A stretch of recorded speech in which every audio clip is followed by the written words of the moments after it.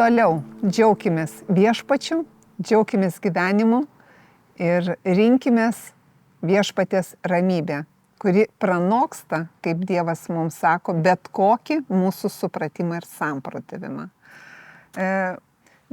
Norėčiau šiandien pradėti malda, nes vieniem gal vienaip atrodo malda, kitiem kitaip, bet būtent malda asmeniniam suvokime Dievo pažinimo yra taip stipru mano supratimu. Todėl noriu pasidalinti, kaip kiekvieną dieną aš meldžiuosi ir bendrauju su viešpačiu. Tikiu, kad žmonės arba jūs, kurie žiūrite, galėsite pasinaudoti ir praktikuoti ir galbūt aiškiau suprasti, kas yra malda.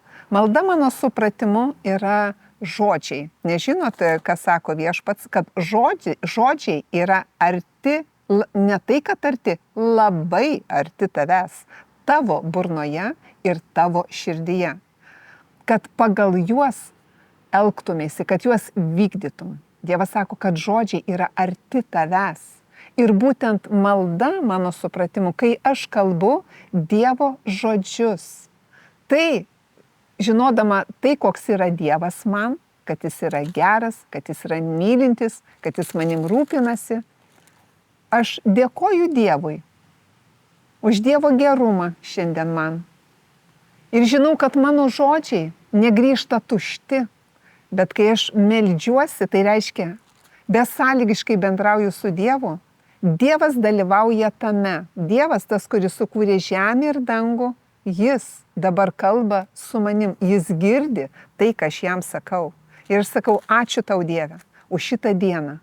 Ačiū tau viešpate, kad tu pats pirmas mane išsirinkai, kad tu pakvietei mane vardu. Viešpate, ačiū tau. Aš geriuosi tavim, aš džiaugiuosi tavim viešpate. Tu esi geras mano gyvenimo prižiūrėtojas, geras mano artimųjų prižiūrėtojas. Viešpate, ačiū tau.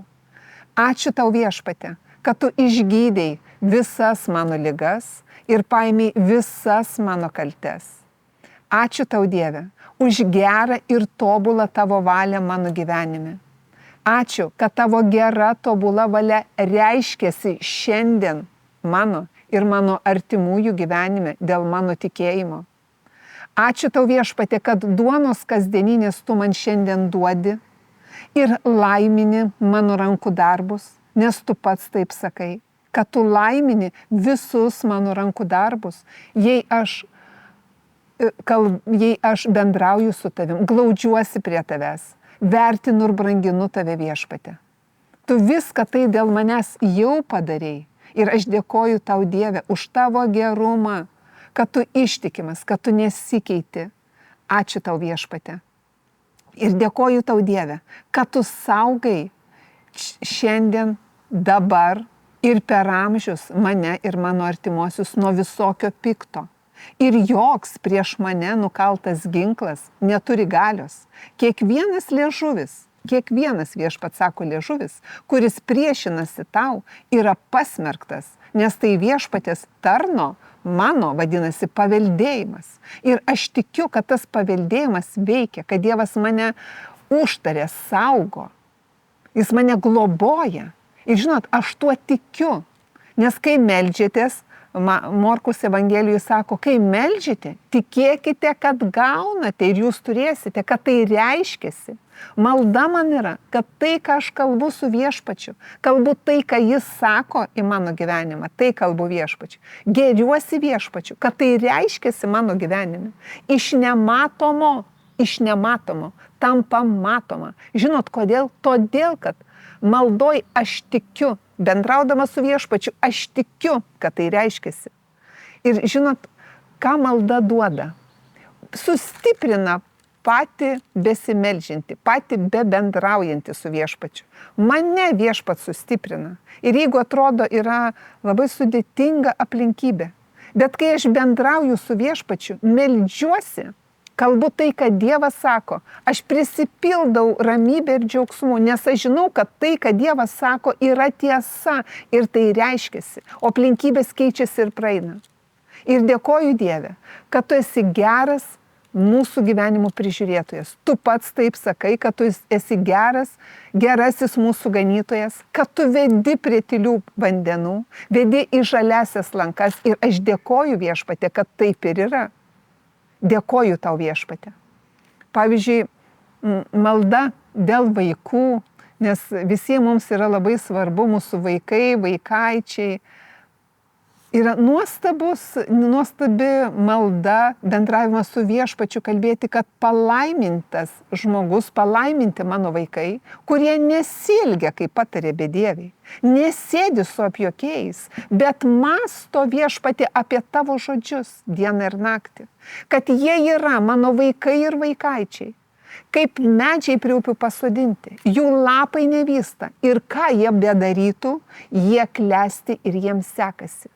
Aš dėkoju tau Viešpatie, kad ant mano vaikų ir vaikaičių išaukštinta tavo dvasia Viešpatie matoma, kad mano vaikai ir vaikaičiai turi Dieve tavo išmintį ir supratimą. Ir kas tai yra? Kad Dievo žodžiai yra labai arti manęs, mano burnoje ir mano širdyje. Ir jie tikėjimu atlieka darbą, keičia mano pačios širdį, įsitikinimus ir keičia kitų žmonių gyvenimus, mano tikėjimas. Ir žinot kodėl? Todėl, kad Mato Evangelija, Morkaus Evangelija tik apie tai ir kalba, kaip šimtininko tikėjimas pakeitė jo draugo gyvenimą, kaip Izairo tikėjimas pakeitė ir prikėlė jo dukrą iš numirusių, kaip Kristaus tikėjimas Lozorių prikėlė iš numirusių. Ir lygiai aš, suprasdama Dievo tą meilę, Dievo tą gerumą, taip kaip Dievas nori, aš žinau, kad Dievas nori, kad Dievas yra geras, aš taip meldžiuosi ir tai yra malda. Jeigu yra sveikatos problema, aš dėkoju Viešpatie, kad Jėzau tavo žaizdomis aš buvau išgydyta. Ačiū Viešpatie už tavo pralietą kraują. Ačiū tau Viešpatie, kad tie simptomai, aš tikiu, kad traukiasi, nes tu sakai, kad ląstelės atsinaujina. Kad ir jauni vyrai krinta į sekį, bet tie, kurie pasitiki, kurie tiki Viešpačiu, įgauna naujų jėgų. Ir aš tikiu, kad aš įgaunu naujų jėgų. Mano ląstelės atsistato. Ir nes tokia yra Dievo valia. Gera, tobula Dievo valia, nes jis sako ir dėkoju tau Viešpatie, kad ilgų ir laimingų gyvenimų prisotini mano dienas. Ir tu Viešpatie sakai, kad kris 1000 ir 10 000 tavo dešiniai, bet prie tavęs tai nepriartės. Ir tegu būna tai kiekvienam iš mūsų absoliuti tiesa. Aš dėkoju tau Viešpatie už tavo paliktas tiesas, už tavo paliktus palaiminimus. Aš dėkoju, kad jie reiškiasi mano gyvenime. Aš dėkoju tau Viešpatie, kad ilgų ir laimingų gyvenimų prisotini. Aš šiandien tuo džiaugiuosi, aš tai priimu. Ir žinot, jeigu melsdamasis, va ta malda, kurią dabar su jumis dalinuosi, jūs nuolat kiekvieną dieną pildysitės, jūs pasidarysit kaip liūtai. Niekas ir jokiais būdais jums niekaip nepakenks. Garantuotai. Ne tai, kad aš Gitana sakau, tai Viešpats sako, kuris sutvėrė žemę ir dangų, jis šiandien mums tai sako. Kad pasitikėk Viešpačiu, tikėk Viešpačiu. Ir jis suteiks tau, ko geidžia tavo širdis. O Dievas mato, ko tu geidi. Ir bent jau, kad save kontroliuoti ir keisti savo mąstymą, visada kai ateina priešo melagio mintis, kuris ateina vogt, meluoti ir žudyti, sau niekada negalvokite blogą. Nes šėtonas ateina meluoti, sako, tau nepasiseks, tu nepasveiksi. Daktaro diagnozė tokia, bet iškart prisimink, kad Jėzaus žaizdomis esi išgydytas. Kad tu esi palaimintas, kad ilgų ir laimingų gyvenimų prisotintos tavo dienos. O kodėl? O todėl, kad tu pasitiki Viešpačiu, todėl, kad tu gerėsi Viešpačiu ir jis prailgina tavo dienas ir prideda gyvenimo metų. Aš džiaugiuosi, kad šita malda nesitrauks nuo jūsų lūpų, nuo jūsų širdžių ir nuo jūsų minčių. Jėzaus Kristaus vardu, amen, tegu būna taip ir amen. Visi Viešpaties pažadai, tegu būna jūsų širdise, jūsų protuose, jūsų mintise ir tegu reiškiasi jūsų gyvenimuose. Jėzaus Kristaus vardu, amen.